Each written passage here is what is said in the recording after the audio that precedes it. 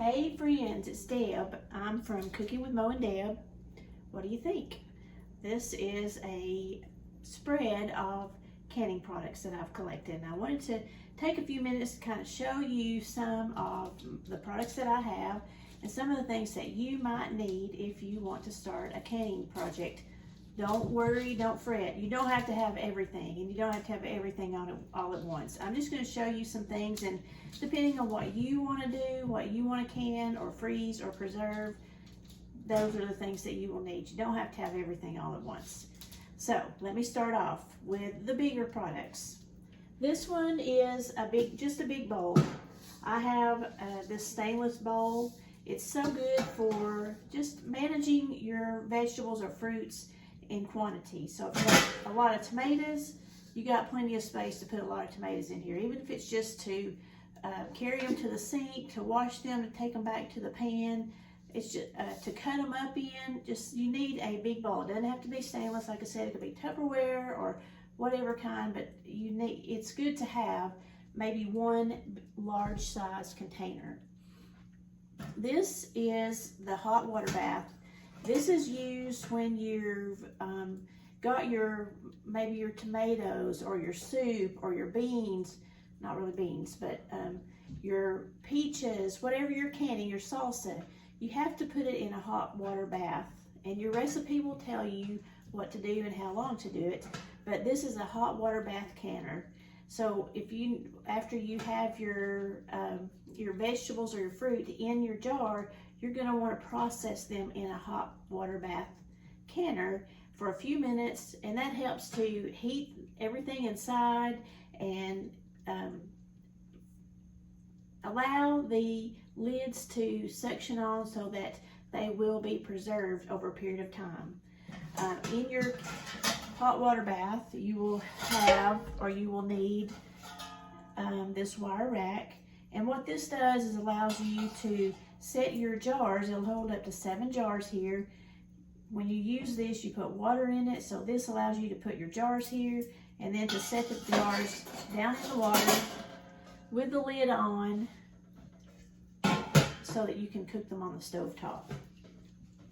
Now, if you don't have a canner and you feel like you don't want to put the money into it, which they're not really that expensive, I'm getting a new one, and it's on Amazon for about $40.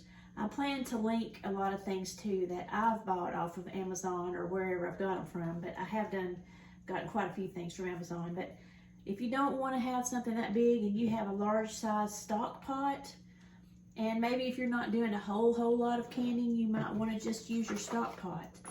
I haven't opened this yet, but I found this at Walmart, and what it does is you'll set this into the bottom of your stock pot, and then you'll just set your jars on top of it, so that way they're not touching the bottom of the pot or the pan, and they won't rattle together and maybe rattle against the pan and possibly break. So that's what this is. This is a canning rack, which you could even use it in your canner. If you don't have a wire rack like mine does, you could use this in the bottom of your canner. It's just to set it in the bottom so that your jars are not touching each other or touching the pot. So that's what that's for.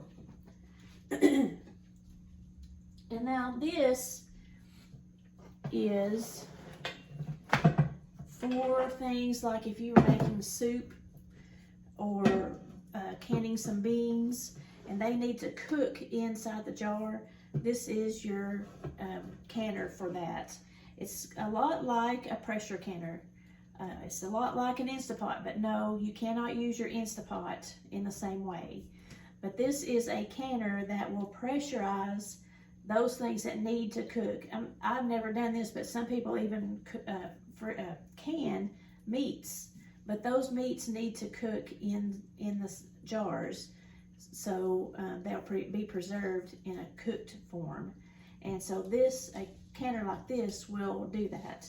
Your canner will have I've always called it a jiggler. I honestly don't know what it's called, but it'll sit on top, and your recipe will tell you how long to pressurize whatever you're cooking, and you'll watch the clock. It'll start jiggling, and you'll know after a certain amount of time how long however long your recipe tells you, then you'll take it off and use this to let the pressure out of your canner so that you can then take your jars out.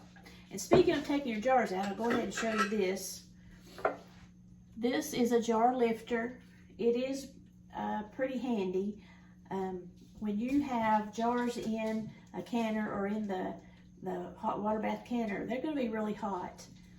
So this has silicone on it, and you can actually grab those jars and lift them out, and without burning your hand or trying to use a pot holder or something to get a hold of them, you can use a jar lifter to take them out of your cooker. So that's a great thing to have. I would recommend for sure getting a jar lifter. Another thing that I have, and it's not a mandatory thing, but I really do like a cookbook. This is a Ball cookbook. Ball products are probably the most famous canning products. And Ball adheres to there are guidelines that are set forth for preserving food by the USDA. If you go to, like I did, if you wanted to go to your extension office and maybe go to a canning or preserving class, they'll tell you the USDA recommendations, and Ball adheres to those when you're doing things like tomato juice or green beans. But Ball also has a lot of recipes that are what they called, in the class I was in, they called them boutique recipes, like a jalapeno relish, or some of those pear preserve, or not necessarily preserves, but things that are not like just the tomatoes or the green beans or the corn, that they don't the USDA don't have recommendations for. So Ball has a lot of recipes, but they adhere to the ones that the USDA has.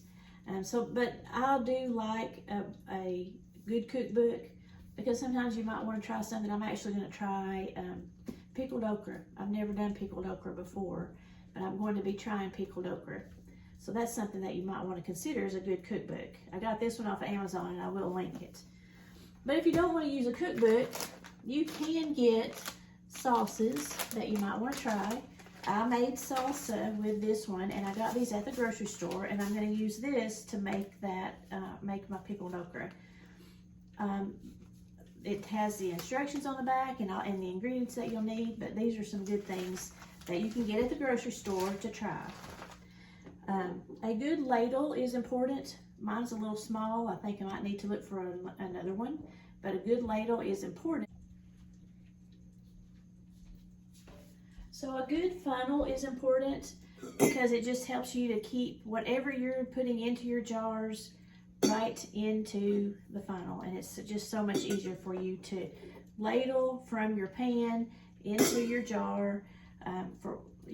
If you're making soup, or maybe you're making pickles and you've got to put the juice into your over the cucumbers, or I made pinto beans and I had to dip them from the pan into, well, actually I didn't, I have to dip the water into the pinto beans.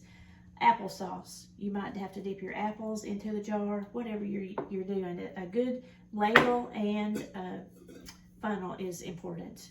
I'm pretty sure I got this one off of Amazon too. Jars are very, very important. I have a lot of Ball products. These are quart-sized jars. This one has a large mouth, and this one has a small mouth, but you will definitely want to pick your jars depending on what you're making. This is a pint size. This one is a small mouth pint size. Most of the time you'll find pints in a small mouth. This one is a jelly jar size, pretty small, and you might put jelly in it or maybe some jalapenos. But I do have, most of what I have are Ball jars. Some people will use like mayonnaise jars. My mom she's used mayonnaise or any other kind of jars. I think Prego is one that is a glass jar. Of course, at the class that I went to, they do not recommend you use anything like that. Ball or Mason or a brand of jars is what they recommend. And I do understand what they're saying, because if you use those mayonnaise jars, they're actually a little bit thinner glass. And they may not hold up while in your canning. You may try to take one out and it just fall apart. I saw that happen. My mom's had it happen. So that is why they recommend you use these ball jars. You can buy them now at the grocery stores or maybe at Walmart. There was a time last year or back during COVID where they were hard to find. Another thing that you can find at the grocery stores and that you will have to have is your lids. If you buy the jars in a package, they're going to come with a two-piece lid. And it is the lid and a ring, just like this. You're going to put them together like this, and then you'll put it on your jar when you're canning. If you already have rings and you don't have the need for more rings, but you need lids, you can buy them separately. Right here, these are small mouth and the large mouth. So you'll need to get these. These were kind of hard to find there for a while, but they're more expensive now, but they are in the stores. You won't be able to buy the rings separately, at least I've never saw them separately. But once you buy your jars and you have a set of rings, you can reuse these. They don't recommend that you leave the rings on your jars when you're storing them. So if you take them off and you don't use up everything you've cooked from one year to the next, you'll still have the rings that you can use later on. If you're making jelly with strawberries or blackberries or pears or peaches, blueberries, you'll need Sure Gel. This one is a low sugar, I know because it's the pink, but they have a regular. You can try either one. I think the low sugar works fine for me, but this is what you'll need to help thicken your jellies and jams, and your recipe will have that in it. You will also could need, if you're doing some fruit like peaches or pears, this is a fruit fresh produce protector, and it kind of helps to keep your fruit from turning. So you might need this in a recipe, but your recipe will call for it. I also bought some cheesecloth because, for one thing, I never can find it when I need it, and I just happened to find it at Walmart. But you might use cheesecloth if you're making maybe strawberry jelly and you don't want the pulp in the jelly. I like to have some of the fruit in the jelly, so I usually have the juice and the strawberry, or the juice and some blueberry. But if you don't want that, then you may need to run it through a cheesecloth and squeeze it so you get the juice, and it keeps the pulp or the rest of the fruit out. But those are some of the things that I have. Here's some things that I've made. This is tomato juice. I've canned some pinto beans. This is applesauce. Jalapeno salsa. And some various jellies. Here's some blueberry and some blackberry jelly. So I have strawberry. I think this one is a strawberry. So you can can just about everything. I have been reading up on it. There's a whole lot of things that I've never done. I've followed my mom's technique, and a lot of things I do because my mom's always done it. I don't always know why I do some of the things. So I'm kind of learning the whys now. But as I learn them, Mo and I are trying to teach y'all. She did salsa. We have a video where Mo did some salsa last week. So be sure to go look at that salsa video. And we're going to have some more as we can some more. I'm going to try to do some pickled okra. I'm not a big fan of pickled okra, but my kids like it, and it is really great for charcuterie boards. So I thought that'd be nice to have a few. Someone gave me some okra, so I may as well do something with it, right? So those are some things that I like to have on hand. We'll be talking some more about other canning things to can, and maybe and as we talk about them, we'll show you the products that you need for certain things. Be sure to ask questions. We answer every question. We look at every comment. Be sure to leave your comments and tell your friends about us. Make sure that they subscribe to our channel. You can find us on YouTube and on Facebook at Cooking with Mo and Deb. I hope y'all are doing great, and stay tuned for more.